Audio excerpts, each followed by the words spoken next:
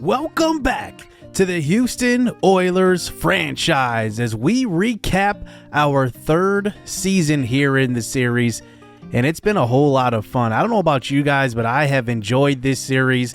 You guys have definitely made this series a whole lot of fun, and this year was probably the most fun year of the series, specifically because we started actually competing.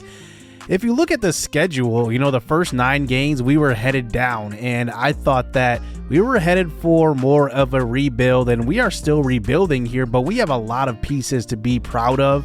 And I think towards the end of the season, when we went on that 5-game winning streak, we really showed that our young guys can show up, make plays, and that's kind of what catapulted us into the playoffs with a 10-7 record. Here are our team ranks. We were actually number 3 in points per game, number 20 in pass yards per game, number 3 in rush yards per game. That was really no surprise, but defensively, we were 30 in points per game, 32 in pass yards per game, and number 3 in rush defense. Now, I think our points per game was definitely inflated in the first 8 games of the season, and we just never really recuperated. We gave up so many yards that we just stayed in that bottom 5, and I think we actually got a lot better towards the end of the season, and it's still like one of our deficiencies, stopping the pass, but I think it's more of a concepts type of issue rather than a players type of issue. So here were the sliders. I know a lot of you guys asked about this, so I want to make sure to show this. Here are the sliders we were rocking out with towards the end of the season. One change I did make at the end was bumping the QB accuracy up to 48 because it was a little bit lower, and I thought that would be a more realistic rate there. But we still weren't completing passes the way we'd want to, so I don't think that was really the issue with, the incompletions that we were seeing from Keon Carter and other quarterbacks of past. But we did pretty well this year. I think even despite our quarterback woes at times, I think we did a good job of riding the run game and relying on our defense sometimes. And it ended up, getting us to the AFC Championship in the end. I did think we did overachieve a little bit. Looking at the rest of the league, though, there were a lot of teams around that 10-7, 8-9 even record, 9-8, that type of record. But I think we actually did pretty average as far as the league goes. This year we did not have any skill position Pro Bowlers. Usually we would have Antonio Gibson here, but he was hurt, so they did remove him from the Pro Bowl roster, and it kind of brings a question of whether or not he's going to lose that dev trait, by the way. Joe Pedonio does make the Pro Bowl after he had an amazing first year with us, and hopefully he is getting up there in age at 34, so hopefully he doesn't retire because that would be a big loss. Christian Barmore makes it for the first time in his career here, and then Casey Burton makes it in his second season here as an Oiler. Remember, a lot of you guys said that he had a disappointing rookie year, so I'm actually very, very happy to see him here. And then for some reason, it's really easy to win Pro Bowl kickers here in Madden as well. I want to look around the league at some players that were, key pieces in this series. First, starting with DTR. DTR is like one of the most interesting quarterbacks because we obviously didn't get to the playoffs with him, but then he goes to the Lions and they had the #1 overall draft pick, and they go and have an 8-9 record and make the playoffs. Looking at his statistics, these weren't much different than what he had with Houston, but he takes a bad Lions team to the playoffs and actually wins a playoff game nonetheless. They had the #1 draft pick, and they drafted Matthew Pitts, who had 1 sack in his rookie year. I kind of contribute that a little bit to the signing of Khalil Mack in the offseason by the Lions. He definitely took up some playing time from Pitts, but he's definitely going to lose that dev trait, which is very, very unfortunate for the #1 pick. Hopefully it doesn't go all the way back down to normal. That would be devastating. But I compare him to Chris Blackburn, who was drafted #2 overall back in season #1.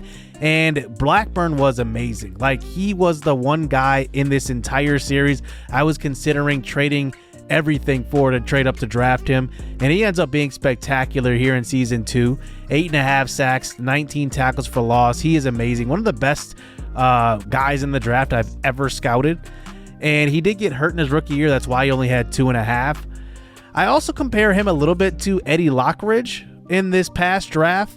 He and Von Cross I was going back and forth on drafting, but after a while I discovered who Nick Woods was, and I decided to draft Nick Woods over Von Cross, but eventually we ended up drafting both of them. But Lockridge was the first choice out of all three of them. He ends up with 5.5 sacks.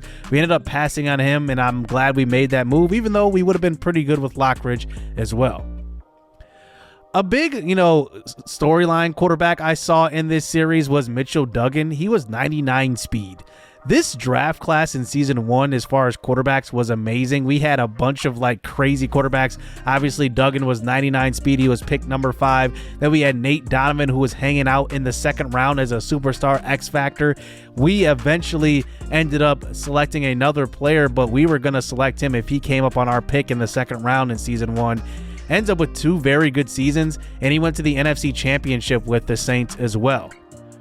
But one guy I've been extremely high on in this series is Logan Harrington. I wanted to draft him. He went in the 4th round to the Chargers, and one thing about him is that he still looks really good. Even though he's normal dev, he is a true 75 overall. Mobile quarterback, very accurate. I think we have to do our due diligence here. I passed on it last season. I didn't trade for him. I could possibly do that in this next year, but obviously giving Keon Carter another chance here in year 2 in his career is probably the most likely scenario, but I want to see what you guys think. Let me know what you guys think of that move. Some other key moves that happened around the NFL in last year's offseason. Jordan Love went to the Chicago Bears to replace Justin Fields, and he's a way worse quarterback than Justin Fields. I didn't get that move. So Justin Fields signs with the Rams, a huge contract over $130 million, pretty much $140 million, almost $150 million to be honest with you total. But then they go out and draft a quarterback in the 1st round. It doesn't make any sense. So I'm actually going to take over the Rams and release Justin Fields, because it just doesn't make sense that, they would draft a quarterback, then sign a $150 million quarterback. Just doesn't happen in real life. Wasn't very realistic. So I'm actually going to release him, and we'll see. Justin Fields is an option for us in the offseason. I don't know. I had to do my due diligence. We'll have to see. One guy I'm extremely high on is Malik Willis. Now, a lot of you guys say that you keep going after these quarterbacks that are kind of similar, because we had DTR, we had Philip Waters. But looking at Malik Willis and DTR, the difference is really the awareness. The issue with awareness as a quarterback is it makes you extremely streaky. If you miss one pass, the chances you're going to make the second pass is very low. And that's the issue we had with DTR. He had too many consecutive incompletions, and we just couldn't get over that. And looking at what Malik Willis brings to the table, 78 awareness is actually really good. That's higher than Keon Carter's, which kind of explains why Carter misses a lot of passes in a row as well. So let's look around the league at our league leaders this year. Lamar Jackson had 45 touchdown passes, which is 8 more than the next guy. Max Stockton from the Vikings ends up leading the league in interceptions with 18. That's actually a pretty realistic number. I actually am very happy with the stats that Madden kind of puts out as far as quarterbacks. Running backs, though, they're actually really high. I don't know if anybody's really this high consistently every year, but we always get an 1,800-yard rusher. This year was Saquon Barkley. And Antonio Gibson still finishes top 10 in rushing despite being hurt for the final 5 games of the year. He would have ran for 2,000 possibly. He had a couple of 200-yard games this year. He was incredible. And then he still ends up top 10 in rushing touchdowns as well. So I know a lot of you guys have said that maybe we should, trade while the value is high for Gibson. I'm not sure if we'll do that, simply because we need an option first before we even think about doing that. So we'll have to see how the offseason goes. Receiving wise, Cooper Kupp led the league in receiving yardage. How about this? 2 receivers had 18 touchdowns receiving. That is just insane. I believe that's a record, or at least close to the record. I'm not really sure. But then looking at some other guys that had a lot of touchdowns, Jawan Johnson had 11 here for the Saints. So he helps out his young quarterback in Nate Donovan. I wanted to point out offensive linemen because the left tackle, rookie Eddie Robertson, had 20 sacks given up for the Broncos, maybe contributing to why they were not a good team this year. I guess they were okay, but they did not make the playoffs, obviously. Wouldn't that be something if all 4 teams in our division made the playoffs one year? And then I wanted to take a look at Zach Tom, because Zach Tom was a guy who was our starting right tackle for, I guess, greater of 2 years. And he only gave up 3 sacks maximum. And then in his first year with Buffalo, 13 sacks given up. That is just crazy. Looking at the tackle leaders in the NFL, Drew Sanders leads in tackles. Christian Wilkins had 27 tackles for loss. That is insane. And he was a free agent back in season 1. I was thinking about actually going after him, but that was when I had that rule implemented where I could not go after anybody that wasn't interested in our team. But I decided to axe that rule. And then looking at the interception leaders, Casey Burton was tied for the league lead with 6. Here are the player awards here for season number 3. Jalen Hurts wins his first ever MVP. Unfortunately, which you'll see later in this video, in the Super Bowl, he is actually hurt for the Super Bowl, so he will miss the final game of the year, which is devastating. Defensive Player of the Year goes to Myles Garrett. In the AFC Offensive Rookie of the Year goes to Greg McPherson, who was drafted after Keon Carter, actually 2 quarterbacks after Keon Carter. So the Jets get their franchise quarterback, and he also gets a dev trait upgrade due to winning the award. Defensive Rookie of the Year, you guys know this went to Von Cross. Looking at some other awards, Rashee Rice gets it for the Chiefs for best receiver. So they're going to have a superstar X Factor next year with Rashee Rice. So you thought our hands were full now with Patrick Mahomes. Now he's going to have an X Factor to throw to in Rashee Rice, who's already won 2 awards now. He won Rookie of the Year back in season 1 and now best receiver here in season 3. So let's take a look at our individual team stats for our players on our roster, and I start with our quarterback, Keon Carter. I gave him the label late in the year of a game manager, and that's exactly what he was. There was nothing special about Carter, but it's not like he was bad, and it's not like he was great. Like, he was just in between, kind of an average quarterback, and that's why it kind of leaves something to be desired. Like, where is he really going to take us? I'm not sure. I do think he should get a chance to compete for a starting job next year with the Oilers, but I do plan on bringing somebody in to compete with him, whether it's another rookie, whether it's a veteran. I already mentioned Justin Fields and Malik Willis as options. They could be brought in, who knows. Obviously, Deion Branson was the unicorn of this offense. He could play quarterback. He could also play receiver, but I'm going to convert him fully back to receiver, and then I'm going to include him in Wildcat packages so he can possibly throw the football. But I think that's probably the one role that he's going to be. And then I'm also going to give him the ball running the football as well. He could be lined up in the backfield also. So you're going to see a lot of Deion Branson used in different ways next year. I just didn't think that it was the right time to use him at certain points in this season, just because I didn't want to experiment and then end up having it backfire and end up losing games. I was really trying to win at that point, and we ended up, not playing him as much. Obviously, Antonio Gibson is a superstar X Factor, but I did adjust how many players are superstar X Factor in this franchise. 40 X Factors, 60 superstars, so that basically emulates the top 100, and then the rest are either star or normal. So we'll see if he keeps that dev trait in the offseason, because regressions have not happened yet. They happen actually in the offseason. And then there's Trey Battle, who was the 99 speed receiver converted over to running back. Obviously had fumble issues, and for good reason. He's 5'9", 189, converting from a receiver to a running back. He's obviously going to have carrying issues. He was good, but he is more of just a big play threat. Nothing more, to be honest with you. I think his route running isn't that good. His carrying is obviously low, and if he gets hit, it's just costly. Like, it could cost you a game. But then there's Chase Brown, who was probably the most interesting player on our roster, because we signed him off of the streets pretty much, and he ran for 100 yards in every game he played with us after we signed him. So it's going to be interesting to see what type of role he's going to have next year. But we move on to receivers, where we only had one 1,000-yard receiver, and we barely had guys over 500 yards after that. Marvin Mims does have his third straight 1,000-yard receiving season, but nothing overwhelming. Like, Marvin Mims is a really good player. I just don't think he's a true number one. I think that's been answered. Even though he is the number 21 ranked wide receiver as far as overall goes, I'm not sure if that lives up to number one receiver, like a bona fide, top guy. I think you're looking for like a top 20 receiver. He's just on the outside of that. We do have other options at receiver, or at least to step up and be a big time, weapon in the offense. Irv Smith was one of them. Irv Smith has been extremely streaky in this series, but when he does get the ball, he's been pretty good. Quincy Hall had a really good rookie year, 7 touchdowns, which led all rookies in receiving touchdowns. And he was really good. Big body target, 6'3", 224.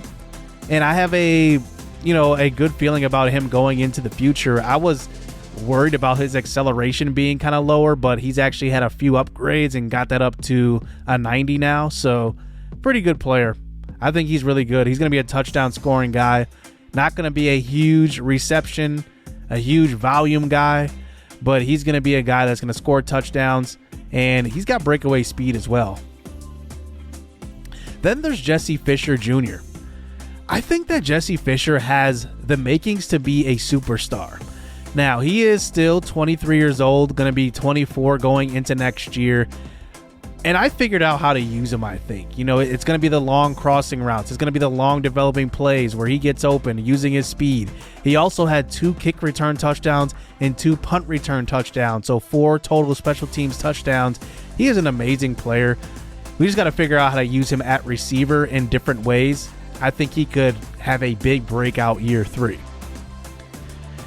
Another tight end we have on our roster is Callum McDermott. Now, right now, he's penciled in as the number 2 tight end on the depth chart.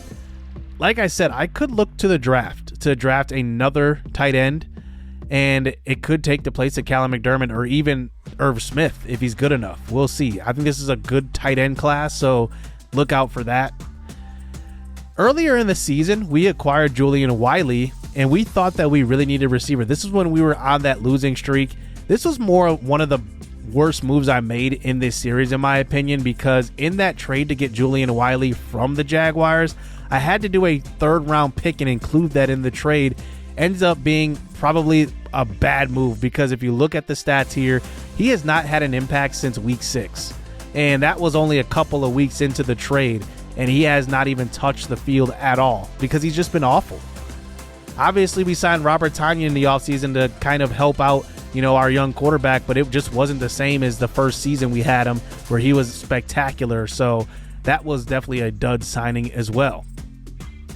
Now, our offensive line played great, and this is a crazy stat, but the left side of our line did not give up a sack all year. David Bakhtiari, 0 sacks allowed, but he did allow one in the playoffs, actually, so I got that one on camera. And then Joel Bitonio, 0 sacks. Joel Bitonio was amazing.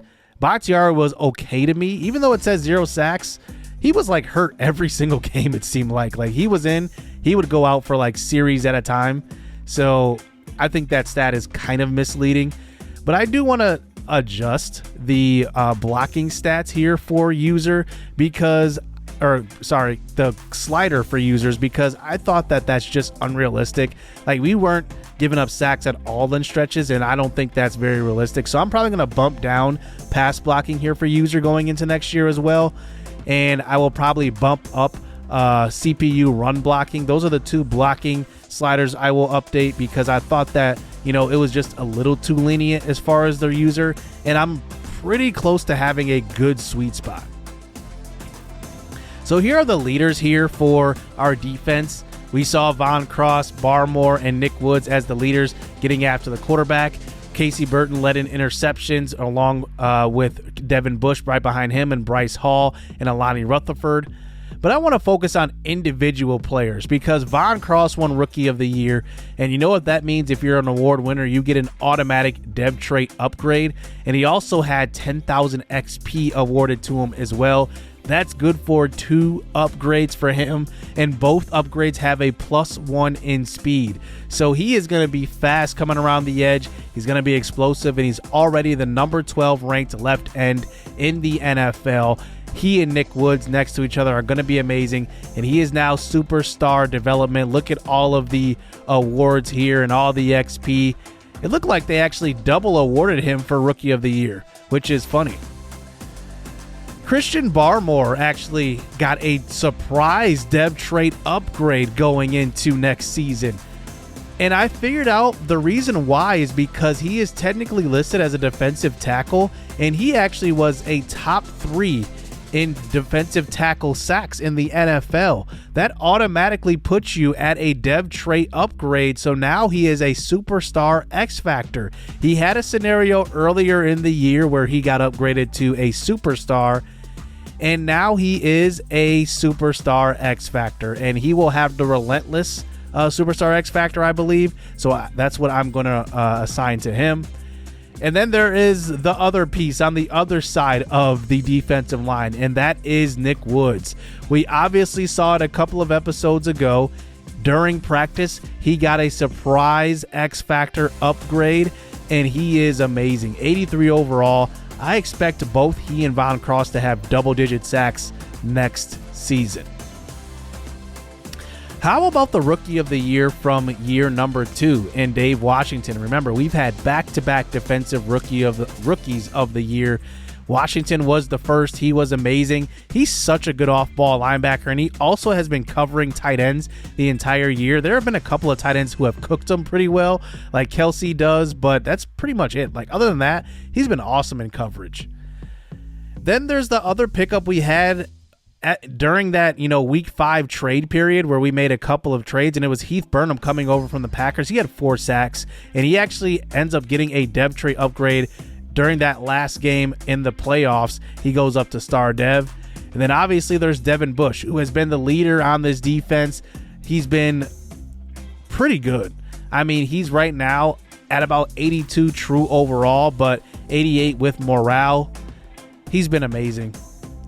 Casey Burton led the NFL in interceptions. He was actually tied for the lead, so that means he gets a dev trait upgrade. So I don't know how many regressions are going to happen across the league, but because some of these players are getting upgrades because of the awards and because of being league leaders, there's probably going to be a huge number of dev trait regressions in this offseason, starting with a couple of our players that could start with Antonio Gibson, who could get a demotion, and then also Terrell Harvin, who we'll look at in a little bit.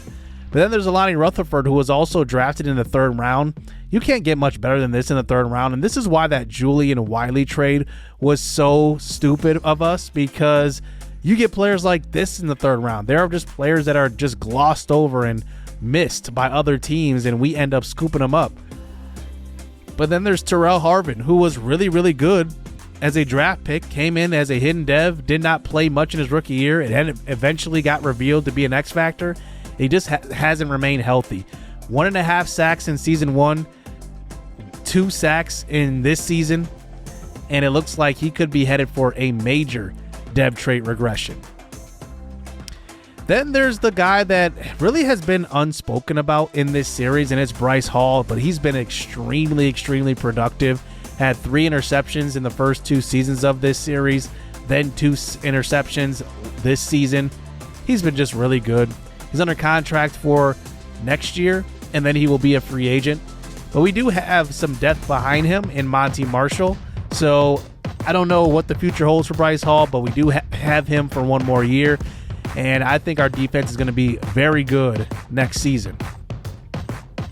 So to end this episode, I want to show highlights of the Super Bowl, and I alluded to it earlier, but Jalen Hurts will be missing from this game with a torn labrum. I wish Madden had it so you can play through 1-week injuries just with maybe demoted ratings, because a hurt Jalen Hurts is probably better than their other option in the backup Casey Knight, 4th round draft pick, and has barely thrown 10 passes in his career. He's going to be thrown into the gauntlet, but he does have 1 touchdown pass in his career. But he's actually a 6th round pick. Not just a 6th round pick, he was the last pick of the 6th round, by the way. So A.J. Brown is also injured going into this game. Dallas Goedert is injured going into this game. So the Eagles are very, very thin as far as offense goes. And then the Kansas City Chiefs are going to be missing Joe Thuney along with Jawan Taylor, who was hurt when we played him in the AFC Championship. So let's get into the highlights of this Super Bowl as Patrick Mahomes tries to win his 4th ring in his career. Here in the first quarter, he goes deep down the right sideline, caught by Quez Watkins, touchdown Chiefs. So the Chiefs open up this game with a big touchdown throw.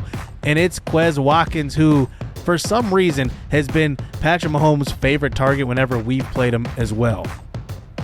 So it's 7-0. Here is this young quarterback, Casey Knight, trying to run this same offense that Jalen Hurts runs, and it's going to be ugly early because Lane Johnson goes down in the first quarter. And if there's one guy you didn't want to go down for the Eagles offense, it was him. 3rd and 11 now early in the first quarter. Here is Knight. Rolling to left side. Throws all the way downfield, and he had a man, and that one is deflected and falls to the ground as Trent McDuffie there on the stop. So here's Mahomes back on the field. He throws to the right side this time, just outside of field goal range at the 36, and it's incomplete. But they will actually bring in the kicker and knock it through and take the 10-point lead. But here is Knight now under pressure. He's not used to being thrusted into action with very little experience. TJ Allen gets to him for the sack. But the Eagles defense keeping the Eagles in the game. Here is Josh Sweat getting after Mahomes, and he will stop this drive. And Mahomes is shaking up a little bit on that play. But Casey Knight does get the ball back and more pressure on him. And the Chiefs defense is not making it easier for Casey Knight. Later in the second quarter, here's a throw across the middle, and it's intercepted by Nick Bolton. And now the Chiefs are threatening to score once again here in scoring range here in the second quarter. And I'm not sure what the young quarterback Casey Knight saw, but Nick Bolton was right there. 1st and goal here for the Chiefs, handing off to Pacheco, and he walks in untouched for the touchdown. And the Chiefs up big here in the first half. But here is the second-year pro Casey Knight back on the field. More pressure on him, trying to get away from TJ Allen, and it's a sack, a loss of 13 yards. And he's been under pressure all half long. Here's Mahomes, though, throwing across the middle, and the Eagles defense keeps this team in this game in the first half, and they give themselves great field position. But can the rookie, or I guess the second-year player, capitalize? No, he can't. TJ Jones now gets to Casey Knight. His pocket awareness is just absolutely horrible, and he goes down for another sack. But the Eagles do knock on 3 before halftime, making it a 17-6 lead. But heading into the fourth quarter, it's now 20-6. Here is Casey Knight trying to bring his team back. Here's a throw across the middle. That's intercepted by the rookie Humphreys, Moreland, Julius Moreland, and he will take that one all the way to the 45 and set up Mahomes with pretty good field position. So here is Mahomes looking to put a dagger in this game. Here's a throw to Travis Kelce open in the flats. 16 for 36 to this point for Mahomes. Not a great game by his standard at all. Here's a throw to about the 8-yard line. That's caught by Quez Watkins, and now they are threatening to score. Here's Mahomes now, 3rd and goal. Throws across the middle. That one's caught by Pacheco, but well short of the goal line. And now Casey Knight needs 2 scores to get his team back in this game. Here he is now, under 6 minutes to go. Knight under pressure, and another sack, and the ball is on the ground, picked up by the Chiefs, and they will return it back to the 11-yard line. And Casey Knight has just been outmatched all game long, and that fumble will do it here at the end of this one. The Chiefs will win their 4th ring here in the last 6 seasons. Patrick Mahomes has just created a dynasty with the Chiefs. They won the championship back in year 1 of this dynasty. They did not make it back. Actually, no, they did not make it back to the Super Bowl last year. And then, actually, they did. They won the championship last year. They did not win it in season 1. The Eagles actually won it. And now the Chiefs win back-to-back rings. So that's 4 rings here for Mahomes total, but back-to-back here in this series. And this is the team that we're going to have to face twice a year. Back-to-back champs. They went 10-7. So if anything, that should probably be a good sign for us that a 10-7 team can go all the way and win the championship here in this series. So that's going to do it here for this season recap. And I will preview the NFL draft and what we're looking at in the offseason to start that episode. So don't miss that portion because the draft is going to be exciting. I like this draft a lot, And I think we're going to have to acquire picks in this draft because we're going into the offseason with only 4 draft picks, a first, a second, a sixth, and a seventh. So we're going to be looking to acquire more mid-round picks because we've been very, very fortunate to find very good players in the middle rounds. So I'm hoping that that will be the case again this time around. So hit subscribe, hit that like button. Hope you guys enjoyed this episode. And I'm looking forward to the offseason. Stay tuned. Let's get it. Let's go.